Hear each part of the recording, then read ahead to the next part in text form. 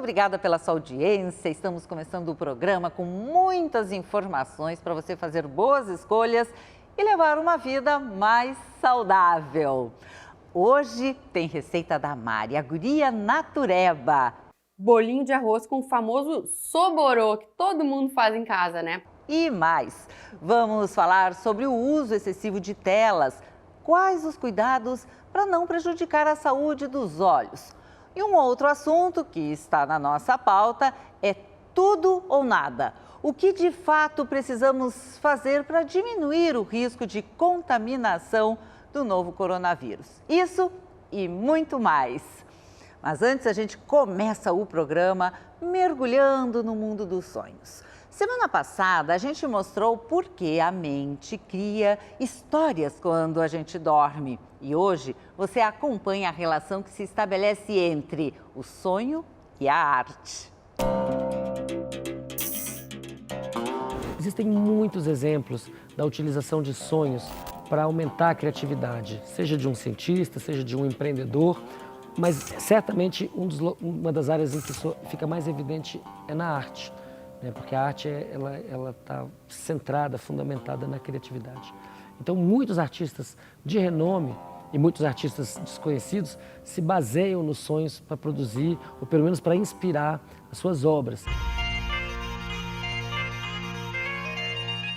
Eu sonho muitas vezes que eu estou flutuando, que tem uma habilidade de flutuar como se a atmosfera tivesse uma densidade diferente em que eu pudesse praticamente escalar o ar. Eu tenho esse sonho. A minha obra ela se passa dentro do universo onírico. É onde que os personagens, as narrativas, elas transitam dentro desse ambiente onírico. Essas narrativas, elas não obedecem uma lógica, digamos assim, da realidade. As figuras, elas são muitas vezes metáforas, elas são fusões de elementos, são seres fantásticos que não poderiam habitar o que a gente chama de mundo real, né? A fauna, quando eu represento, ela não é uma fauna da biologia como a gente conhece, então é tudo muito simbólico.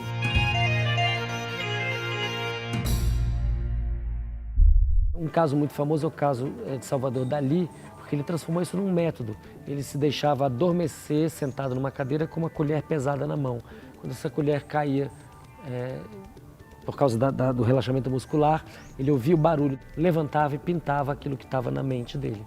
E isso gerou pinturas maravilhosas, que são, na verdade, ensaios ou experimentos com a própria criatividade onírica. Falar de sonho em cinema é quase falar da mesma coisa. Tirando, assim, o suporte, né? Quando você entra numa sala escura, já é um convite para sonhar. O cineasta espanhol Buñuel trabalhava muito, né? O surrealismo, que tem tudo a ver com sonho. O Cão Andaluz, que é aquele filme que passa uma navalha no olho, né? A gente fecha o olho para acordar no cinema, assim. Eu gosto demais dessas metáforas do cinema. Não tem cineasta que mais se relacione com o sonho do que o Fellini. Talvez David Lynch, que já disse que é discípulo do Fellini, Michel Gondry, outros cineastas contemporâneos aí. Mas o Fellini é o grande mestre de cinema dos sonhos. E não por acaso, né? O Fellini, ele desenhou literalmente os seus sonhos por décadas. E a pedido do médico dele, olha só. Porque ele fazia isso no cinema. O Fellini, antes de ser cineasta, ele era cartunista. E muitos dos seus sonhos e dos seus desenhos, ele criou em estúdio. Ele colocou nos roteiros dele, nas histórias. Então, assim, é literalmente a transposição do sonho para a tela.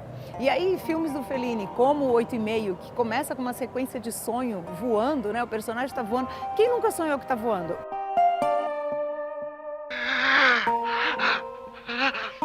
A gente adora ter pesadelos no cinema, porque trabalha com os nossos medos. E o Fred Krueger é um clássico hoje em dia, né? É um clássico. Vários outros artistas utilizaram esse método e um exemplo muito famoso é um exemplo espontâneo, que foi a composição de Yesterday, pelo Paul McCartney. Ele acordou de manhã com uma melodia na cabeça e ele falou, puxa, essa melodia não é minha. ela deve pertencer a alguém. E saiu perguntando para as pessoas que ele conhecia, essa música é sua, essa música é sua? E todo mundo falou, não, essa música eu nunca ouvi. Ele falou, bom, então se ela não veio de ninguém em volta de mim, vai ver que ela é minha. Ela veio, então, do seu inconsciente, da mistura, da combinação de todas as suas memórias e todas as suas combinações possíveis. Essa é uma definição biológica para inconsciente. São as gavetinhas no subconsciente que se abrem desvendando os nossos mistérios. Nesse último ano, eu sonho com um mundo sem pandemia, vacina para todos e mais consciência e respeito com o conhecimento, a arte, a ciência, com a vida do outro. E você? Qual o seu sonho? Eu converso agora com a médica Lúcia Pelanda, que é membro do Comitê Científico de Apoio ao Enfrentamento à Covid-19 no Rio Grande do Sul e também é a reitora da Universidade Federal de Ciências da Saúde de Porto Alegre. Olá, muito obrigada pela sua participação aqui no programa. É sempre muito bom estar aqui contigo, Laura, e com todos que estão nos assistindo. Obrigada. Bom, eu vou aproveitar o gancho dessa matéria que mostramos agora, a relação entre o sonho e a arte. E eu pergunto, qual é o seu sonho nesses últimos tempos? O meu sonho é um mundo que valorize a educação, a ciência e a saúde. Eu tenho um sonho de que todo mundo consiga pensar com muita empatia e solidariedade e entenda que a gente está vivendo agora mostra o quanto nós somos interrelacionados, o quanto nós dependemos uns dos outros. Quando a gente entender isso como humanidade, eu tenho certeza que a gente vence qualquer pandemia. É verdade. Bom, estamos vivendo um momento crítico. Depois de quase um ano, esperávamos que estivesse melhor e ao contrário. O que nos levou a tudo isso? Pois é, a gente nunca imaginava que daqui a um ano depois, né, das primeiras conversas que nós tivemos, nós estaríamos aqui falando quase das mesmas coisas e a situação estaria mais crítica do que nunca. Então, nós estamos num momento, assim, de muita aceleração de casos, de um patamar enorme de internações, e isso foi causado basicamente por dois fatores. Pelo comportamento das pessoas, porque muitas pessoas, uma parcela grande da população resolveu ignorar que existe o vírus, ignorar os cuidados totalmente, né? Começar a aglomerar e fazer uma série de reuniões, eventos, como se não tivesse acontecido nada, principalmente no carnaval. E o segundo fator são as novas variantes.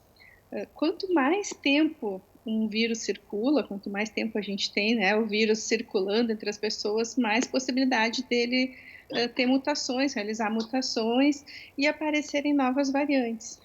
A gente ainda não pode ter certeza absoluta, mas aparentemente o que está acontecendo nos hospitais? Os hospitais estão relatando que os casos são mais graves, ficam mais tempo no hospital, mais pessoas precisam de respirador, precisam de suporte. Então, isso é muito ruim, porque menos vagas ainda a gente vai ter, né? Menos leitos. E também tem sido relatado que está atingindo pessoas mais jovens. Então, a média de idade das internações já baixou bastante. E isso é muito preocupante, porque também os jovens estão se expondo mais. E eles se expõem mais com aquela ideia de que não vou pegar, não vai acontecer nada, mas não só os jovens estão transmitindo muito para os seus familiares, mas também estão ficando doentes. Tem relatos de casos muito graves em jovens, então é importante ter esse cuidado. Falaste algo bem importante que muitas pessoas não sabem, não têm esse conhecimento, que é justamente quanto mais circula, seja qual for o vírus, mais possibilidade de variantes. Então, como é importante realmente pararmos, né, com essa disseminação. O que de fato pode nos ajudar? Lá no início, até havia uma neurose. Eu, por exemplo, lavava tudo do supermercado. A gente sabe que não é tão, nem 8 nem 80. Eu gostaria que pudesse, assim, falar um pouco sobre isso. O que de fato nós podemos fazer?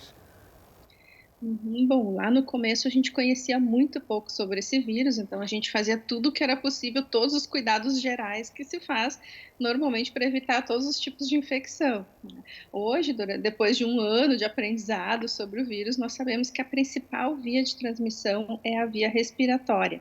O que quer dizer isso? O vírus se transmite principalmente através de gotículas, aquelas pequenas gotinhas de saliva que saem da nossa boca, do nariz, e através de aerosol, que são gotinhas muito menores que viajam bem mais longe, como pensasse como se fosse uma fumaça de cigarro, aquela fumaça assim que sairia, né, das pessoas. E essa transmissão pelo ar é a mais importante de todas. Então, o que isso significa? Que a principal medida de proteção é o uso da máscara. Quando as duas pessoas que estão, né, próximas estão usando máscara, isso reduz muito o risco. São uma série de medidas que a gente pode fazer. Então, as 3 principais: uso da máscara, distanciamento entre as pessoas e ventilação dos ambientes. São as 3 coisas que reduzem o risco. E quando a gente somar as 3, a gente reduz muito o risco. Que tipo de máscara nós podemos usar? O mais importante de tudo é que a máscara seja bem ajustada no rosto, o que quer dizer que ela não pode deixar vazar ar. Então, a máscara cirúrgica, por exemplo, ela é muito boa, mas ela é feita para proteger a outra pessoa, não para proteger a gente, né? Geralmente, os médicos, equipe de saúde usa para proteger o paciente. Então, a máscara cirúrgica, ela pode ser boa se ela for bem ajustada, dá um nozinho, né, do lado para ela ficar bem ajustada, não deixar passar ar. A máscara de pano, se ela for bem ajustada, ela pode ser boa. Aí, nesse caso, pode-se usar 2 máscaras de pano, uma por cima da outra, né, ou uma cirúrgica e uma de pano por cima para ajustar bem. Ou ainda uma máscara que daí pode ser usada sozinha, sem outra máscara junto, é a que a gente chama de PFF2, aquele padrão, uma máscara que protege um pouco mais, essa sim. E tem geralmente lojas de ferragens, né? As pessoas que trabalham na construção conhecem mais. Não precisa ser a máscara médica, aquela que é impermeável para sangue e outras coisas. Pode ser a normal. Ela não tem um custo muito alto e ela ajuda bastante a proteger. Então, o que é importante mesmo é ser bem ajustada, bem colocada, do jeito como as pessoas usam muitas vezes na rua, né? A máscara no queixo, obviamente, não adianta nada, mas a máscara com o nariz para fora ou com muito espaço sobrando, não vai funcionar, não vai proteger. E reutilizar a máscara, lavar, usar álcool. Às vezes as pessoas usam um pouquinho a máscara. Por exemplo, a gente vai receber lá alguma encomenda em casa, coloca, volta, deixa lá arejando ou coloca álcool. Às vezes a gente não sabe muito bem o que fazer. A máscara de pano pode ser reutilizada, pode se lavar normal, sem muito estresse, lavar colocar um pouquinho na água sanitária, né? Depois lavar com água e sabão, tranquilo. Fora do corpo, esse vírus não resiste muito. Água e sabão já mata o vírus. Por isso que é tão importante lavar as mãos com água e sabão e tudo isso. Então, a máscara de pano, cuidados normais. A máscara cirúrgica não dá para reaproveitar, mas ela pode ser usada até ela ficar úmida, né? E a N95 ou a PFF2, ela pode ser reaproveitada por bastante tempo, é só deixar ela penduradinha, arejando. Dá para ter 2 máscaras e fazer rodízio, cada dia usar uma, e aí ela dura bem mais tempo, pode durar 1 semana ou mais. Então, em um mês dá para ter, com 4 máscaras, dá para passar um mês bem tranquilo, às vezes até mais tempo. O importante é que a gente use a máscara, mesmo aquelas pessoas que já foram contaminadas pelo vírus, não é mesmo? Sim, porque a máscara ajuda todo mundo, ela ajuda a me proteger e a proteger os outros. Quando todo mundo usa máscara, daí todo mundo fica bem mais protegido. E isso, em outras culturas, é muito comum. Se a gente for viajar para alguns lugares do Oriente, assim, a pessoa tem um sintoma de gripe e já coloca a máscara, já nem discute, é uma coisa muito comum, assim, de cuidado com o próximo, né? Muitíssimo obrigada mais uma vez pela participação aqui no programa. Imagina, sempre que precisar, é muito importante procurar as fontes de informação, falar com as pessoas e procurar se proteger. Acho que a gente tem o que fazer para interromper a transmissão desse vírus e o uso de máscara e o distanciamento é uma coisa que pode ajudar muito. Obrigada. E agora, no quadro Espaço Saúde, vamos ouvir a neurologista Madalena Schmidt-Laser, do Hospital Divina Providência.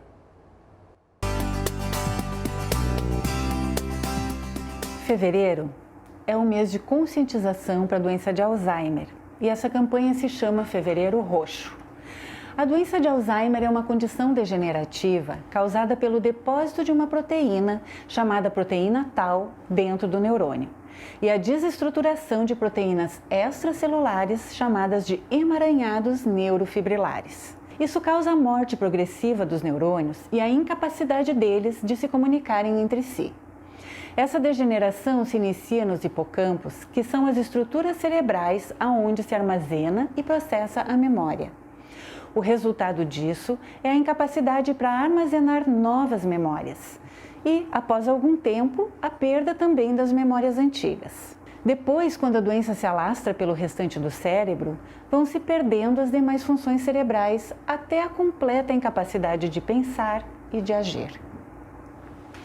A razão de se iniciar esse processo ainda não é bem compreendido, mas sabemos que existem algumas condições que o favorecem, como uma predisposição genética, especialmente naqueles casos que ocorrem antes dos 50 anos, o sedentarismo, depressão, tabagismo, obesidade, hipertensão, colesterol elevado, diabetes não controlado, histórico de traumatismo craniano e um menor nível intelectual.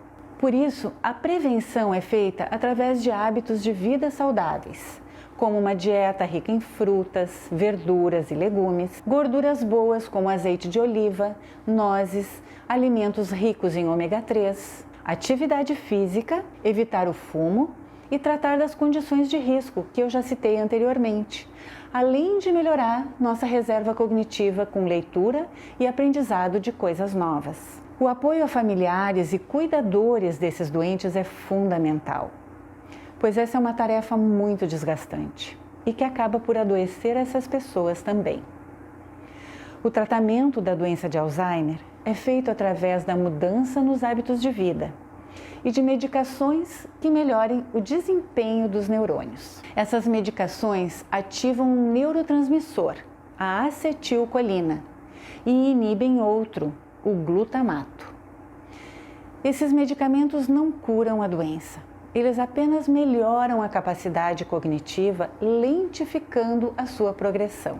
Esforços estão sendo feitos para encontrar uma cura, e a teoria atual é de que se trata de uma doença inflamatória e, portanto, encontrar algo que impeça essa inflamação, sem com isso causar dano ao nosso organismo, pode ser a solução para o futuro. Bom, agora nós vamos para um rápido intervalo e já voltamos.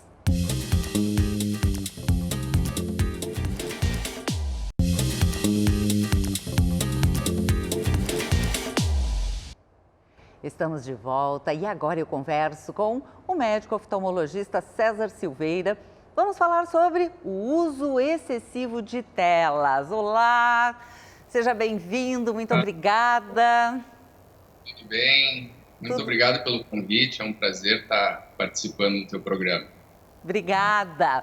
Agora, durante a pandemia, bom, já usávamos antes, nesse período, todo mundo, crianças, jovens, adultos, começaram a usar ainda mais o computador, tablets, smartphones. Qual a consequência desse excesso, desse uso excessivo de telas? Exatamente, a gente tem notado tanto no consultório quanto em trabalhos médicos, né, essa procura por atendimento em relação a essas queixas que acontecem por conta do uso de telas, esse uso excessivo, né.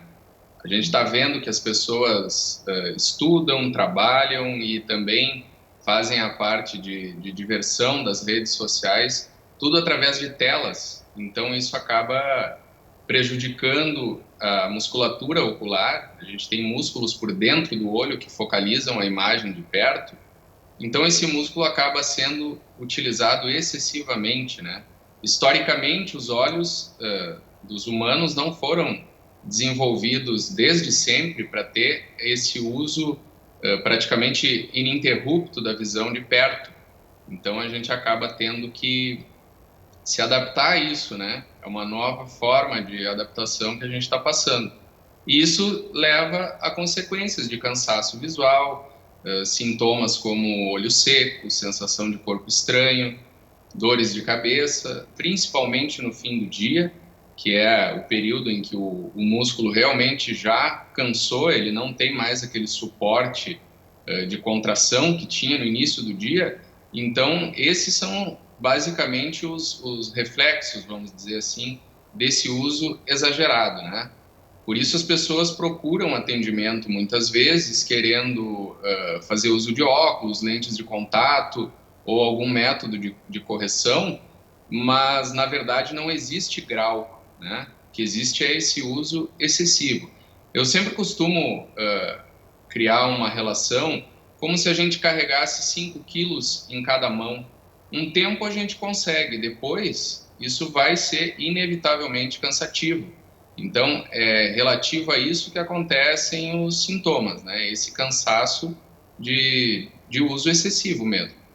E nós poderíamos falar, por exemplo, em miopia. Já existe alguma comprovação científica que realmente o uso excessivo de telas possa causar esse tipo de problema? Já existem sim, a gente sabe que estudos vêm sendo feitos em relação a isso, principalmente na Ásia, a gente tem trabalhos que mostram, até porque o uso lá de telas já vem há mais tempo que a gente, né?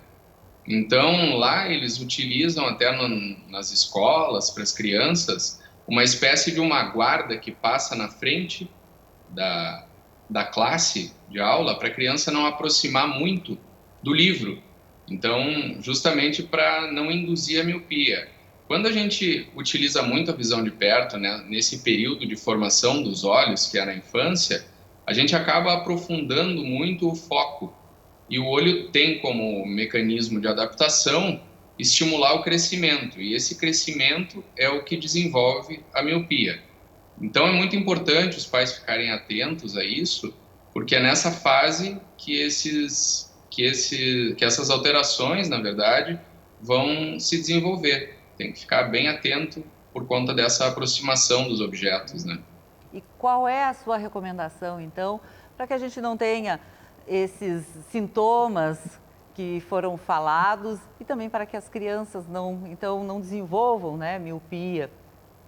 Tá certo. A primeira parte, né, a gente recomenda que as pessoas utilizem as telas por volta de 50 minutos a 1 hora e criem um intervalo de descanso de aproximadamente 10 minutos, né? Se puder mais, melhor. Só que, logicamente, esse descanso é a pessoa, por exemplo, está trabalhando em home office, tomar um café, sair da frente do computador. O que não pode é o que acontece, que as pessoas saem do computador e pegam o celular, né? Esse não é o descanso que a gente recomenda.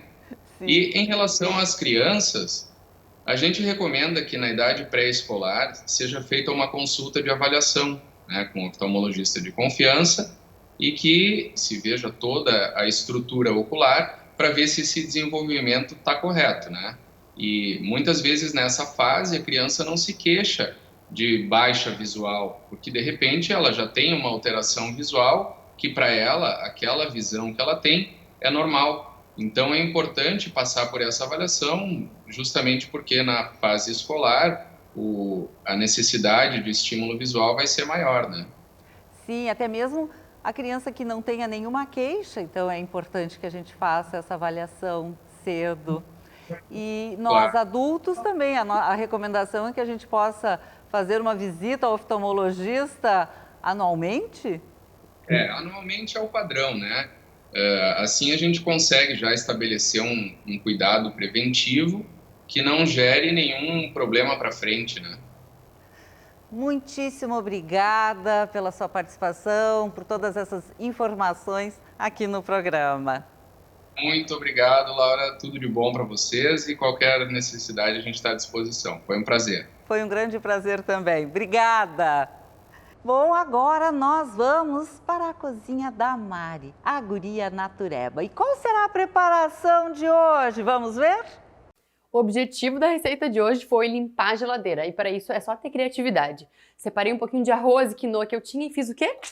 Bolinho de arroz com o famoso soborô, que todo mundo faz em casa, né? Então agora para preparar é só colocar o ovo junto do arroz.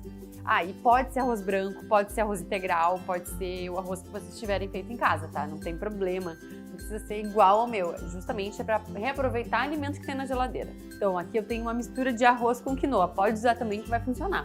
Temperar ele com sal, pimenta, orégano e temperos que vocês quiserem. Se tiverem algum tempero fresco em casa, como salsinha, manjericão, vai combinar muito bem. Por último, é só colocar o queijo ralado e misturar até que incorpore. Hora da frigideira. Eu não vou fritar esses bolinhos de arroz, tá? A gente vai colocar na frigideira porque fica muito mais saudável do que fritar por imersão. Então, para isso, eu vou aquecer uma frigideira, vou colocar um pouquinho de azeite de oliva, mas também pode ser manteiga, enfim, o que vocês preferirem. E não precisa colocar demais, o ideal é que fique só uma quantidade suficiente para untar essa frigideira. Então agora, para colocar os bolinhos na frigideira, eu vou ter que prensar essa mistura. É só ir passando de uma colher para outra. Use a colher de sopa, porque o tamanho é o ideal. Prensa bem e então coloca na frigideira que já está com o óleo bem quente. Vai fazendo isso com todos os bolinhos.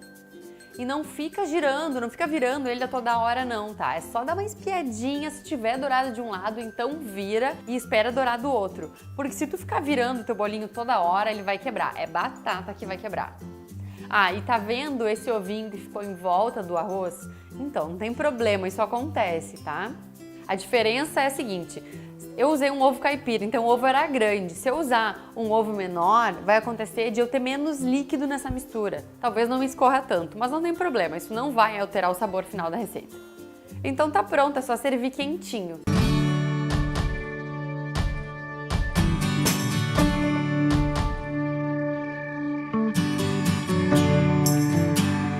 E se fizerem essa, mandem foto pra mim, porque eu vou repostar certo, hein? Caprichem na foto. Mari, muito boa essa receita, nada de desperdício, não é mesmo?